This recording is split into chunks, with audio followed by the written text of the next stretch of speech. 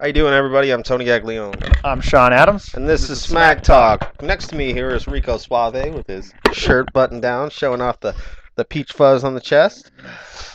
This is all in good, proud fun because we're doing a World Cup final show, and Germans have no hair on their chests. I got a little bit. Yeah. Germany and Argentina World Cup final. Do you want to go right to the score, or do you want to get into the game a No, little let's bit? get into the game. All right. Let's get into the game. Let's get into it. Get into it a little All right, so there was 20 fouls by Germany, 16 by Argentina. There was 5 corners for Germany, 3 for Argentina. 1 corner for Germany right before the halftime could have been a mojo killer for Argentina because the ball went off the post on a rocket header, and then it hit Mueller on the rebound, and he was offside. So it saved a goal. Even though Romero caught the rebound off of Mueller, I don't think Mueller knew it was going to hit him. But the header to begin with should have been in the back of the net. should have been in the back of the net. It was definitely good. Prior to that, we talk about shots. There was an offside call on Edison or I can't say his name. Lavezzi. Yeah, Eli. Yeah, Eli Lavezzi. He had a cross into the box that legend has it says that Higuain is still celebrating because that ball it looked like a clean ball. It looked clean. It looked like a clean play, clean cross, tapped it in the back of the net. On replay though, he was offside. The goal was ruled out correctly for offside. So Higuain had a missed opportunity there. And Not to mention, he had a breakaway one-on-one with the goalie Manuel Neuer, and he shot it off the volley. He should have settled the ball down. he had all the time in the world. All the time in the world. He was 3 steps ahead of the nearest defender. He could have settled the ball down, done whatever he wanted to do, and got the ball in the net. Instead, he rushes his shot, takes it off the volley, and scuffs it wide. They even said at the end that he'd probably rue that chance. That's probably why he celebrated his offside goal so much, because he thought he had made up for it. But he didn't.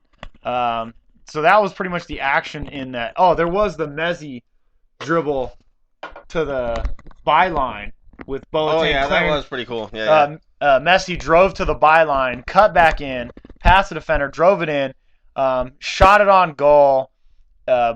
Somehow Boateng got back in time because Neuer was beat and cleared it off the line. I don't know who would have had the tap in. I think it was Mascherano who was up there for the tap in. But Boateng cleared off the line. That was pretty much the only action in the first half. And then the second half started, and then it was all Germany at that point. Possession stats in the game: 64-36 in favor of Germany. Germany's offside 3 times. 1 time the Thomas Mueller off the header off the post. Argentina offside twice. 1 was the offside goal. Yeah. Higuain. Let's talk about shots in the game, dude. Both had 10 total shots. Yeah. Germany 5 on goal. Argentina 0. Yeah, the Messi shot doesn't count as on goal because he's not shooting it at the goal. Mm-hmm. He's shooting it back across the face. Mm-hmm. It never even hit the post, which still isn't a shot on goal. Yeah, Higuain's shot never was on target. No. And then the offside goal doesn't count because it's offside. So it's a dead play. So yeah, Argentina in the whole game didn't have a single shot on target. And late in the second half, or no, we'll talk about that in a second. It wasn't late in the second. It was late and everything. So in the second half, it was all Germany. Germany had possession. They looked the more dangerous team. Argentina did look dangerous on the counterattack for a few moments, but I think something you wrote down as a big point that they subbed off Lavezzi for Sergio Kun Aguero. I was going to fuck it up again. At halftime, and that was a bad decision. We said it. We said, why didn't you sub off No, Higuain I know, yeah. Aguero? When they put, I mean, you can run Aguero and Lavezzi on the wings, and you got tons of speed. Yeah. Tons of speed. That's problems. They also subbed in Wilson Palacio for Higuain, the guy with the little Jedi haircut. It's a dingleberry. Which is better than the 90s Argentina team where everyone had like the AC/DC Def Leppard haircuts. But Palacio late in the game missed a wide open chip shot. He chips a Neuer, and it's a great chip, but it's not on target. No. So it goes wide. It goes only wide by about 2 feet. But if it had been on net, it would have been a goal. You can't fault the coach in that decision because you take out Higuain, who was offside on one play and then completely shanked it on the other for Palacio, and then he shanks one. So, I mean, what are you going to do? Both players, even the sub, did terrible. Yeah. The Lavezzi thing, I think, was a bad decision, though. Speaking of subs, Sami Khedira was hurt in the warm-up, which allowed Christian Kramer to start, and he gets injured in the 14th minute getting shouldered in the head, Mm-hmm. pretty much knocking him out, giving him a concussion. He stayed in for 18 more minutes and then came off in the 32nd minute. After the game, he basically said, "I only remember the second half." So he had a concussion. Other people have said it. I forget. I think Diego Maradona said it. Pele said it, that FIFA is playing with a ticking time bomb with the concussion thing. Other sports have gotten into the concussions. FIFA still hasn't. However, when Kramer comes out, Andre Shirley is subbed in, who has to be the super sub of this World Cup. He scored 2 goals against Brazil. He scored against Belgium, or not against Belgium. Scored against Portugal. He scored against the United States. And he scored 2 against Brazil. Yeah, and he did, when he came into the game, he physically changed every game that he came into. Without doubt. Without a doubt. The France game, his pace changed the French attack. The entire attack from Germany gets a notch faster when Shirley's in the game. Yeah. Without a doubt, he's attacking the net. And allows, I like to call it crashing the net. But it allows Cruz to get in there to pick off the poachers. The poacher's ball. Yeah, and when you got Mueller up front, they're worried about him. You're not too worried about Andre Schürrle, but obviously you have to be. Okay, so the game goes into extra time. And in the first half of extra time, both teams had clear half chances, but nobody had a real solid chance. Although Germany did look the better team in possession. In the 113th minute, Mario Götze, who's the sub, who after the game was revealed that he was told by Joachim Löw, the coach of Germany, to go in and show the world that you are better than Messi. First of all, he's not better than Messi. No, he's not, but he could be. He's young. But eventually. He comes in, and Andre Shirley with a game-winning assist, with an excellent cross from the wing, and Götze chests the ball down and volleys it past Romero. Left-footed to the opposite corner. The opposite corner. It didn't even touch the back of the net. It hit the side of the net. And then came down. Yeah. Didn't even touch the back of the net. Shot. It was a great shot. After that, Argentina obviously was playing balls to the wall. And, they had to chase the game. It sucks when you have to chase the game 113th minute and you don't have anyone else besides Lionel Messi. I liken this to the United States game. The United States, when they scored their goal, they were chasing the game, but they were physically able to put the pressure on. Yeah, there's more than one player. Yeah, they their whole midfield. In the Argentina game, they were chasing the game, but it was pretty much like, what can Messi do with the ball? What can Messi do with the ball? Nobody else was going to step up. And you can see it. Mascherano had the ball, and he crossed it completely across the field to Messi, and he wasn't even that open. Yeah. I mean, they're just basically handing him the ball and saying, hey, take us home. You know? Messi did have a header that went over the net.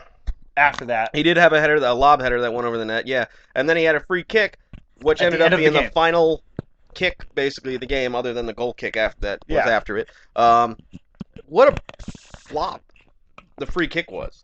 I at least thought he was going to make the goalkeeper work. Just so you know, we have a friend who's a giant Messi fan. Shout out to Kaz. We both agreed that we would stop hating on Messi. I would shut up. And we would ignore any argument ever made about the best player in the world, whatever, if Messi made that shot. Being the pressure, that's the penultimate idea of pressure. Yeah, clutch. 121st minute, you got a free kick. It's in his range, and it's in range. He booted it 10 yards over the net. Legend has it that the ball is still traveling to Mars as we speak.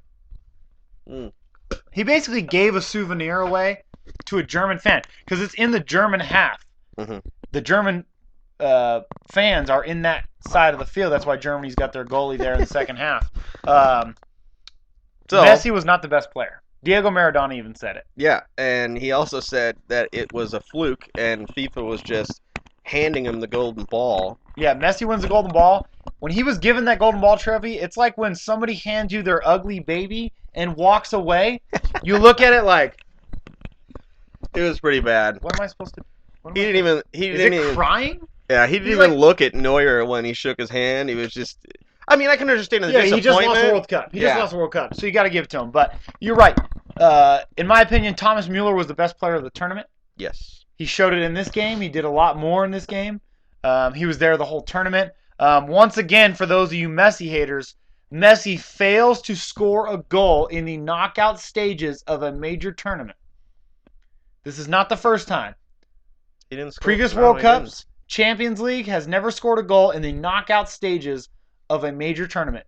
Failed to do it again. Yes, he had 4 goals in 3 games, but Iran, Algeria, not so hot team. Bosnia-Herzegovina. Yeah.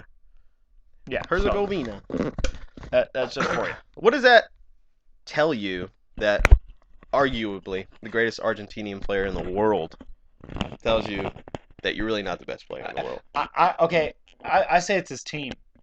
Because Diego Maradona was surrounded by other great players. They may not have been his level, because Maradona was one of the greats, but they were real good players. And that's how they were able to win 2 World Cups.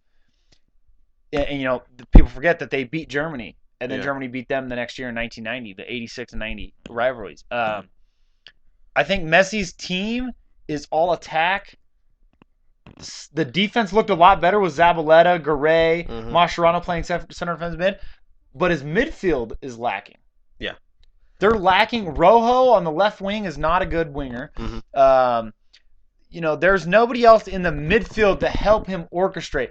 If you had, and even though Spain bombed out of this tournament, if you had a midfield like Spain, like he does at Barcelona, right? Well, there you go.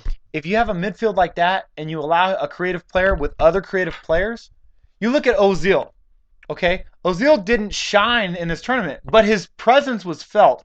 He was picking passes. He completed passes. Yeah. He's a creative player, but he has other creative players around him, like the Muellers, but you're making like the Götzes. You made the same point a minute ago. Messi hasn't even scored with Barcelona in major tournaments. So it's like, I mean, he has that midfield there. And you know what's disappointing to me is that the 2 best players in the world, arguably, have the worst teams around them, national-wise. Yeah. I mean, Portugal is a... We'll get that in a second. With Yeah, Portugal, sure. because, I mean, that's ridiculous that watching these players go out every World Cup. It really all right, is sad. so some things... there was no Messi magic, and shouts out to Miroslav Klose, who goes out with a famous career, the World Cup record holder for goals scored in the World Cup, so 16. He goes out as a World Cup winner. It very could have ended very sadly for him, but it didn't. Götze is the first ever sub to score in a World Cup final. And not only that, he scores the game winner, plus his model girlfriend's hot. All of their girlfriends are hot.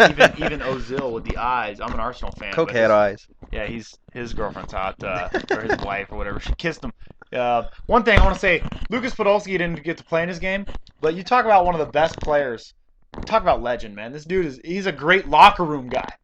This guy is he gets a hug from the coach. He's the first player to get a hug from the coach when they win, because he keeps everyone's spirits high. At halftime of the second half, he was out there telling his players, he wasn't coming on. They'd already made their subs. He was telling his players that they could do it. He was giving Neuer high fives.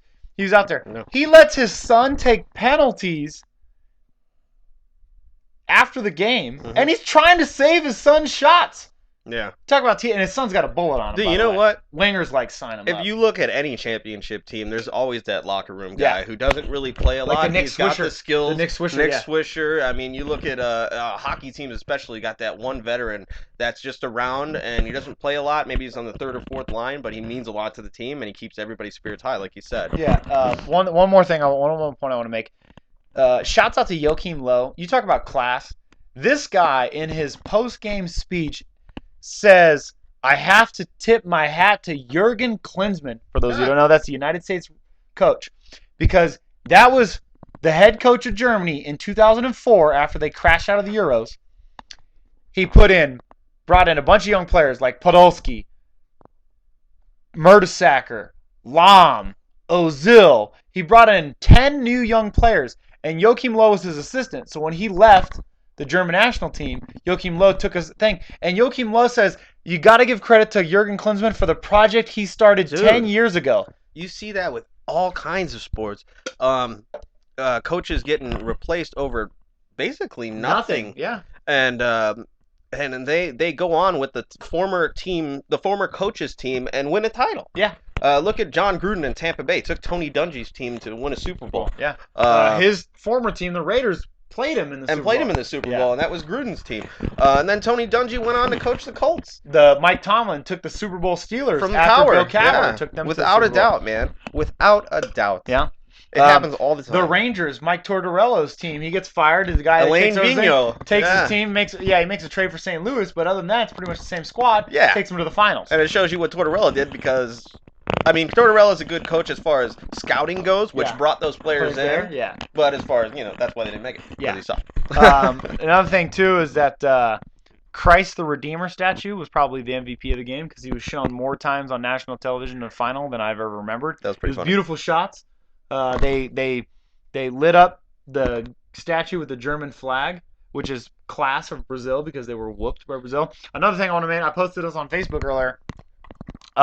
Somebody, I found this out on Philip DeFranco, disclaimer. So my Philip DeFranco news every day. You're lying. No, Philip DeFranco we know news. you found this out. Okay, so somebody posted on Pornhub a video titled "Brazilians Get Fucked by the Whole German Football Team" in the public defamation section of Pornhub.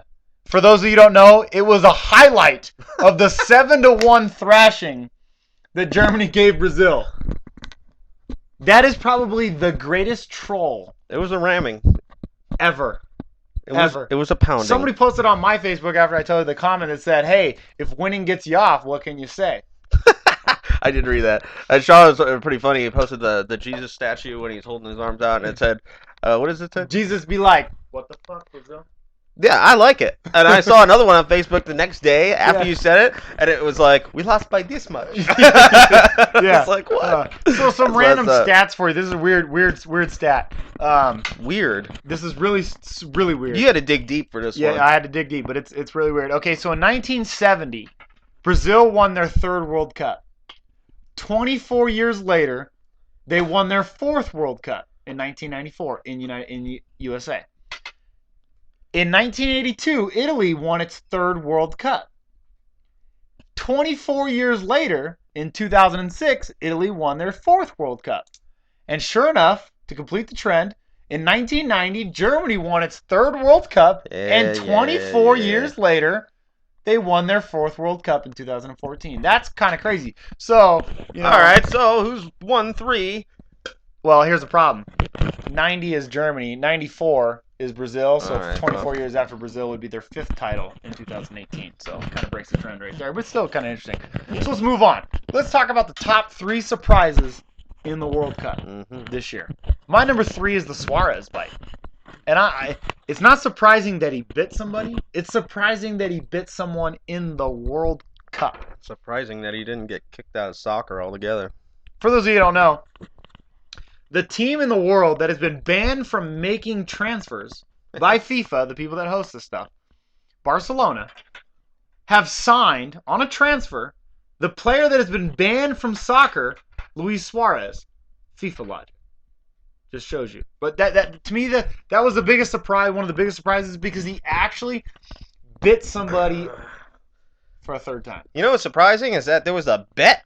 There was odds on this. Yeah, I know. If he was going to bite somebody or not, right here in Vegas, which is interesting. 175 to 1. Crazy. Missed it. Damn it. Yeah, for someone who's on his nuts all year long. I can't believe I missed that bet. Anyway, my number 3 is Spain. You know how bad you would have freaking laughed at me if I came in like, dude, look at this. No. I put 5 on Suarez I would to have bite put 10 somebody. on that thing. We would have went halves. All right? No way. I don't put it past the vampire to bite nobody. My number 3 is Spain. Defending champs. Crash out of the World Cup. Iker Casillas. What the hell happened? Hey, man, they had great 6 years. They won Euros 2008, World Cup 2010, Euros 2012, and they looked like the best team in the world for a long time. They were... Yeah, and then people figured out that you attack Spain, you don't sit back and let them pass around, and guess what? They can't chase a game. Yeah. Because in the games that they were down, even in the elimination game that they were down, basically they had to win or they're out. Against Chile, Yeah. Chile just attacked them. They attacked them, and then Spain had possession for like 70% of the second half, and Spain's just passing the ball. Even with 2 minutes left in the game, the ball's in their own half, passing it around. They have no idea how to chase a game. My number 2 is the team that beat Spain is Chile. Chile was the team that everyone did not want to have in their group, and that's a lot of pressure to have. You could go in and you could go bomb out.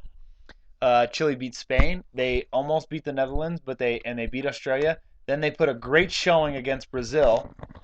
in the quarterfinals, in Uh-huh. which the guy hit the bar in the 119th minute and they lost on I penalties. know, ridiculous.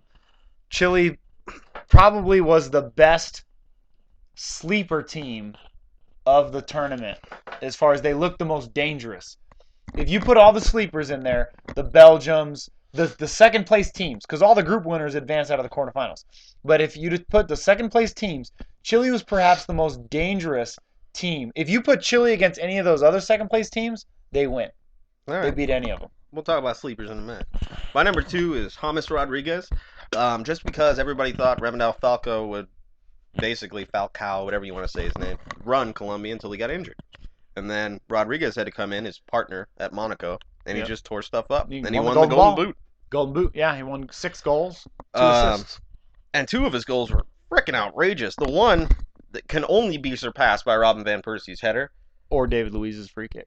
Yeah, or Luiz's free kick, but the one that he chested and then Yeah. 180'd around on the left Yeah. foot and volleyed it in was insane. So, Yeah. I mean, you might not call it a surprise just because he plays for a great team around a great striker, but I call it a surprise because I didn't think Colombia was going to do anything without Falco. My number 1 surprise of the tournament is Portugal, namely because they have Cristiano Ronaldo and they were drawn in the group of death. And most pundits, not you and I, because we both had USA advancing, and we were correct on that. You had Portugal advancing first. Mhm. I had Germany advancing first. I picked that group correctly. But to see Portugal get their butt whooped 4-0 and then show up. Shows you what I know. Let me go back for a minute. You I show- had Germany going out in the group stage, and they won the whole damn thing. Yeah, nice job there, Slick. To have Portugal lose that first game 4-0, and then draw to the United States, and then to beat Ghana, Yeah. shows that first game killed them. Because they didn't advance on goal diff, and to have the best player in the world, Cristiano Ronaldo. And yeah, he only scored 1 goal in that Ghana game. He had an assist in the USA game that tied it. That pretty much kept their hopes alive, pretty much, right? Yeah. But they didn't show up in the first game. He didn't show up in the first game. Granted, Pepe's red card didn't help, Dude. but Didn't help. to be the number 4 ranked team in the world, okay, even though just like Uruguay, they were number 7, and Uruguay went to the Intercontinental Playoff, and Portugal went to the UEFA Playoff. Even though to get in on the playoff, but to be the number 4 ranked team in the world and to lose in the group stage on goal diff to the Yeah. United States is a Yeah. surprise. Because if you say, hey, they lose to goal diff to Germany, Yeah. right? You could That's say, different. okay, Germany's a good team, though. But to lose on goal diff to the United States says that their defense was heavily lacking. And real quick, before I get into my number 1, talk about Germany real quick. Germany put up 7 against Brazil. They put a hurting on Portugal. They dominated possession against Argentina. And the United States? We were not really. No, they dominated possession. They didn't really do much. No. I mean, it was 60-40, but at the same time, they only won 1-0. It was in the rain. Yeah, it was in the rain. You know what I'm saying? You never know. I mean, France put it to them. That was a close game against France. They had the early header, and then France, was in the game the whole time. yeah, the Benzema shot at the end was The Benzema really shot. close. Algeria put it to Germany. So to watch Brazil and Argentina, Get demolished like that is pretty well, bad. well, to watch teams like Brazil and Argentina lose to Germany, whereas a France, an Algeria, a United States, a Ghana who drew Yeah, 2-2, yeah. play Germany better than Argentina and Brazil did. That You says know a lot. what? It says a lot. It says a lot about the parity in soccer nowadays because it's becoming What'd you just say? parity In what? in world soccer. Oh, because we just had this Yeah, argument. world soccer. Okay, we Okay. just had this argument. The and I just- parity okay. in world soccer nowadays Okay. because countries are getting better A little bit at playing football. Yeah. Whatever. And U.S. especially, Algeria's coming up. They look not bad. Iran didn't even look that No, bad. no. Here's what I'm gonna say about the parity part. When you have teams that play team soccer that aren't reliant on one player, Mhm. they look a lot better. Look at Ghana.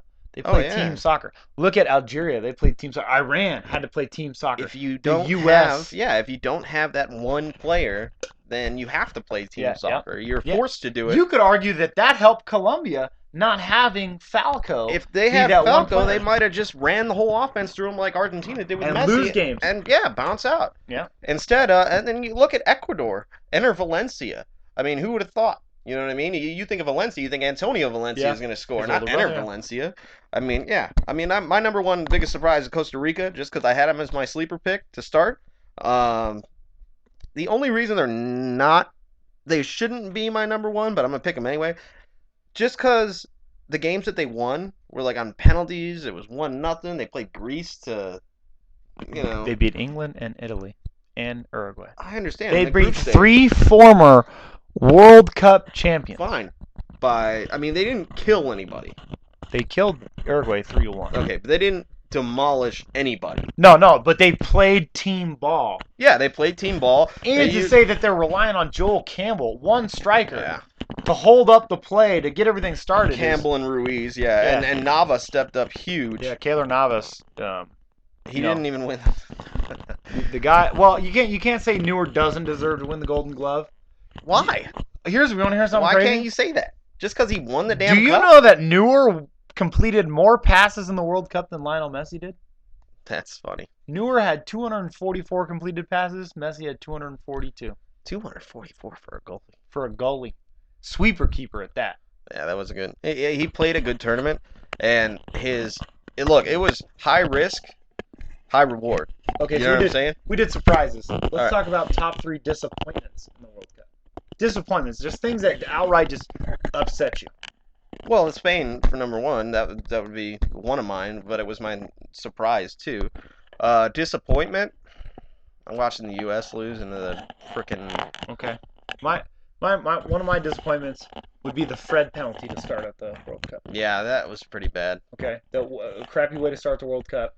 Yeah, that's pretty bad. Another disappointment is not, even though I didn't want to see him at all, but not seeing Julian Green as much as we did. You know what I mean? We Yeah. saw him for 2 minutes and he scored a goal. Scored a goal. So now that I'm thinking about it, I didn't want to see him in the game at all. I didn't want to see him on the Now that you've roster. seen what he But did, now that I've seen what he you'd did, rather I'm see like, him play. damn, what if he would have played more? What if he'd have played against Germany? What if he'd have played earlier in the game against You don't Belgium? know. Exactly.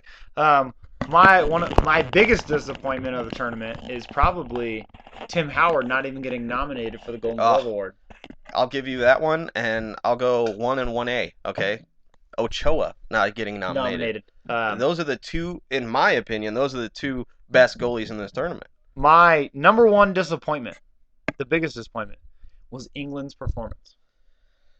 Not so much the players, but so much the coach. Doesn't it seem He like loses the first 2 games with the same lineups, and then they draw against Costa Rica. Yeah.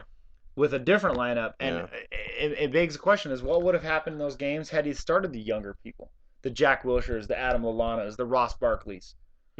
Why was Glenn Johnson even starting 2 games? Why not? Well, look Kyle at it Walker? this way: Roy Hodgson, his last club team was what? QPR.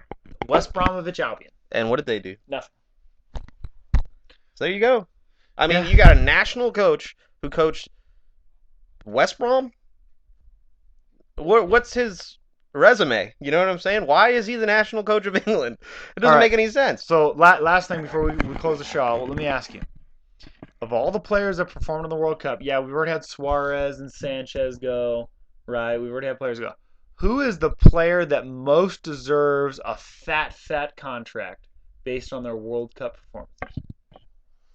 I can name a few, but they've already gotten contracts. Okay. So give me. Ochoa, without a doubt, got contract from Malaga.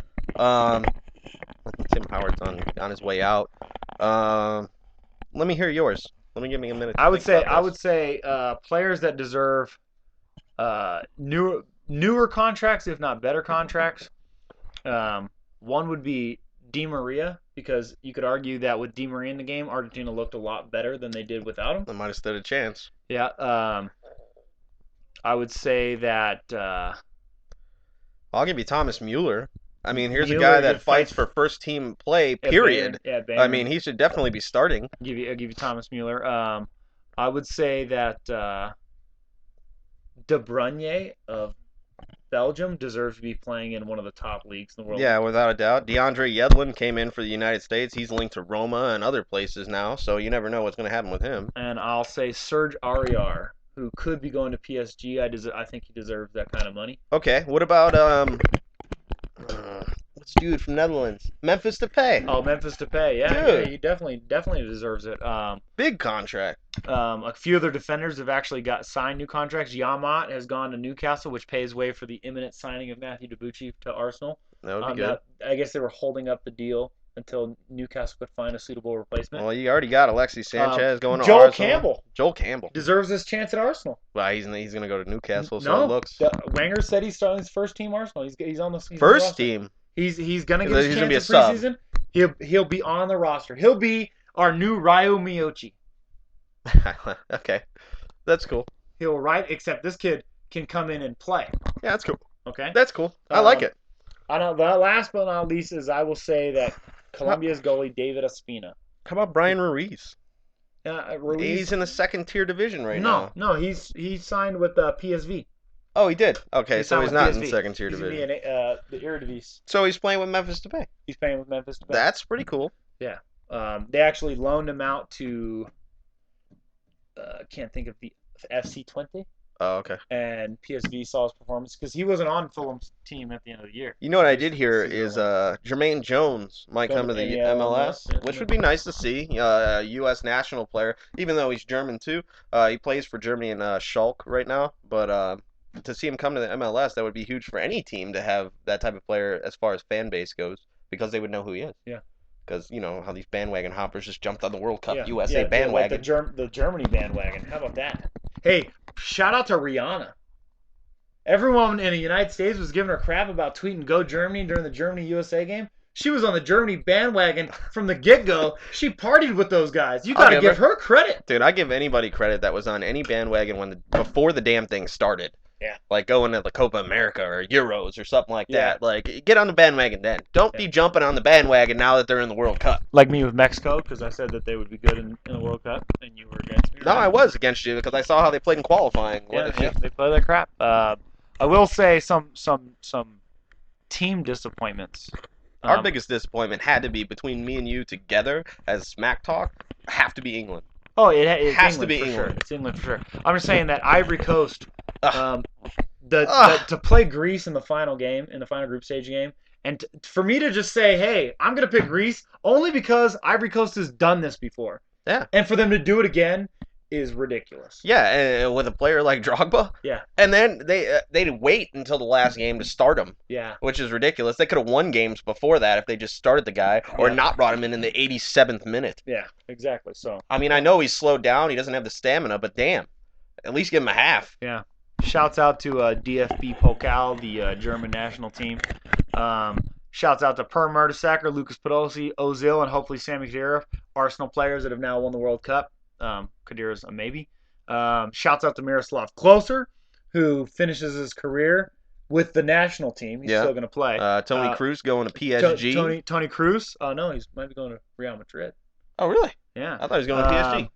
Bastian Schweinsteiger getting scratched up in the final game. Shouts out to Neuer. Busted his face. Shouts out to Neuer doing his thing. Philip Lahm. Lahm being great again. Yeah, moving from left back or right back into center defensive mid. Yeah, whatever he's got to do. Definitely. Shouts out to Howardis, center back. Yeah, that nobody knew. Left back in the whole tournament and doesn't look that bad. No, he doesn't. Mario Götze coming in a couple times. Andre Schürrle coming in. Chelsea. The subs for Germany. Absolutely ridiculous. Yeah, ridiculous. Yeah, to be able to say, not only that, let me ask you something. Iker Gundogan, the guy from Borussia Dortmund that you've seen the photo of him with like the beer belly now, he's been out of football for a year. Yeah. He was mad that he was snubbed off the roster. Oh, yeah, okay. But to have a guy like, Marco Reus gets injured in training before the World Cup, that's a big loss. It's a huge loss. But to say that, like I told you this, when you talked about it, I told you that Germany still had Ozil, Götze, Mueller, to not have Marco Reus, though. I mean, that's a big thing. That Germany 7-1 game might have been 10-1. Think about it. You subbed in Shirley and Reus? Yeah. You got two speedy guys. Dude, for someone who watches Borussia Dortmund or plays with them on FIFA also, I mean, it's like, that team is disgusting as far as speed goes. Now they won't be disgusting because they... Lewandowski's gone now. Blaszczykowski's pretty good, though. They got Poland. Aubameyang. There's a team that didn't even make the damn cup. They will be in the Euros. Well, we'll see what happens. Wojciech Szczesny, baby. Wojciech Szczesny, Blaszczykowski, and Lewandowski. Yeah, Lewandowski. Yeah, they still have They have a good team. they who else? They got the defender. They have a good team. Thanks a lot for watching the World Cup Final Show. Sean's still thinking. I'm Tony Gaglione. He's Rico Suave. I'm Shawn Adams. Rico Suave. Watch the bounce. We're watching the All-Star game. We're watching the All-Star game, man. We'll be All-Star game, the game that never matters. But the AL still winning 5-3. Yeah, they get home matters. field advantage. Whippy frickin' dude off. Mark Trout. Best Mike player Trout. Mike Trout. Best player. Mark Trout. Mark Trout's his twin brother. Mike Salmon. It's like, what's his face? Salmon and Trout both played for the Angels. It's like, what's his face? What's the dude's name? NBA. Chris Paul. Do you remember that?